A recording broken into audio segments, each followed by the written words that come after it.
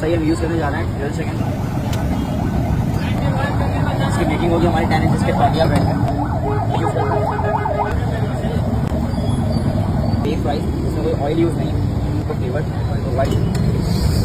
ہماری یہ red pink بھی رہتا ہے فلنگ سالٹ کی, تو ہم اس کو مکس کیا جاتا ہے. فلیور ایک اسپائسی اویل ہوتا ہے اور ایک نان اسپائسی اویل ہوتا ہے. یہ سیوننگ جو ہے اسپائسی ساس ہے, اینڈ سیکنڈ سائز جو ہماری وہ ہے وہ ڈائنامائٹ ساس ہے. ڈائنامائٹ ساس کا فلیور جو ہوتا ہے وہ سپریٹ کرنے کے لیے.